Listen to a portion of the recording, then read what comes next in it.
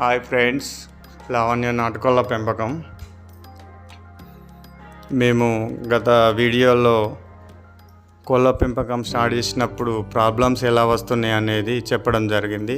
అయితే ఈ green cloth కట్టినప్పటి నుండి వెళ్ళి కొద్ది రోజులు బాగానే ఉన్నాయి. తర్వాత ఈ కోళ్ళ పెంట స్మెల్ వల్లనేమో పాములు అనేటివి చిన్న చిన్నగా తోటలోకి రావడం జరిగింది. ఈ పాముల బెడత తప్పించుకోవడం కోసము 3x3 అంటే మన పెద్ద నేలు కూడా దూరనంత సన్న నెల నైలాన్ నెట్టు ఇది విజయవాడ నుండి వెళ్ళి పర్చేజ్ చేసి తెప్పియడం జరిగింది ఫ్రెండ్స్. ఇది మనకు 7 feet సైట్ అని ఇచ్చారు. మనము తక్కువలో 5 feet కట్టుకొని కింద భూమిలోకి 1 feet వరకు వదిలేసాము. ఇది మా అండర్ కన్స్ట్రక్షన్ ఉన్న షెడ్ ఫ్రెండ్స్. ఇది త్వరలో ఓపెన్ అవుతుంది. ఇది కోళ్ళ కోసము ఒక 2 గేట్లు పెట్టడం జరిగింది. ఇది ఫస్ట్ గేటు. ఇది గతంలో ఈ వీడియో షెడ్ గురించి ఎక్కువ టైం అవుతుందని చాలా తక్కువలో చూపెట్టడం జరిగింది. అయితే కొంతమంది ఫ్రెండ్స్ కామెంట్ రూపంలో కానీ ఫోన్ రూపంలో కానీ అడిగింది ఏంటంటే, అన్న మన షెడ్కు వెంటిలేషన్ అనేదే లేదు కదా అని అడగడం జరిగింది. అయితే వీడియో లెంత్ అవుతుందనే ఉద్దేశంతో నేను షెడ్ను క్షుణ్ణంగా చూపెట్టలేకపోయాను. కాబట్టి వాళ్ళు అలా అనుకున్నారు.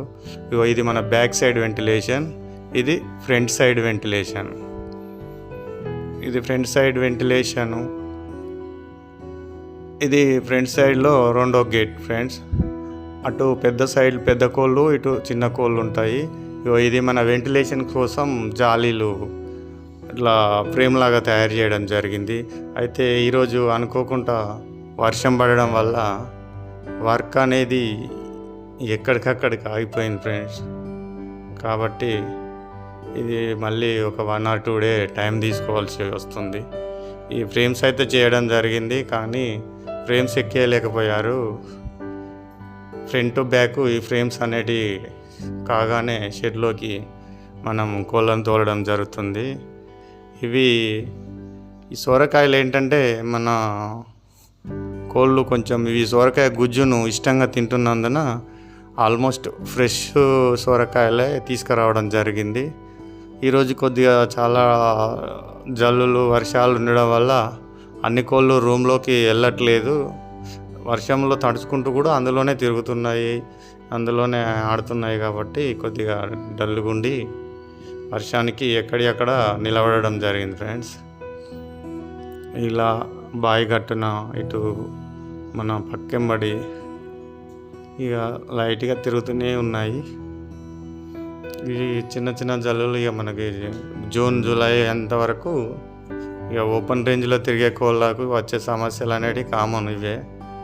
ఇవి ఆల్ వెజిటేబుల్స్ సంబంధించి ఒక 50% వేస్టేజీ, ఒక 50% మంచి వాటిని మిక్స్డ్ చేసి ఇలా అన్ని పీసులేసుగా కట్ చేసి వాటికి వేయడం వల్ల చాలా ఇష్టంగా తింటున్నాయి.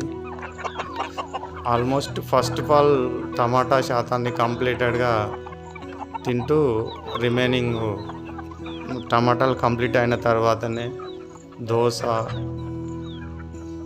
కీర దోస, మళ్ళీ అలాగే బీట్రూటు, బెండ, కొత్తిమీర, క్యాబేజీ ఆకులు ఇవన్నిటిని మిక్స్ చేసి వాటికి ఇస్తున్నాము. ఆల్మోస్ట్ అన్ని వెజిటేబుల్స్ కూడా మంచిగానే అలవాటు అయి తింటున్నాయి. ఇంకొక 1 weekలో మనము వీటికి మొక్కజొన్న విత్తనాలు కూడా ప్లాన్ చేశాము. ఇది నాటడం జరిగింది. మొలకలకి ఇంకొక 1 weekలో మొక్కజొన్న విత్తనాలు కూడా రాగానే వాటిని కూడా మనం వీటికి అందుబాటులోకి తేవడానికి సిద్ధంగా ఉంచాం ఫ్రెండ్స్.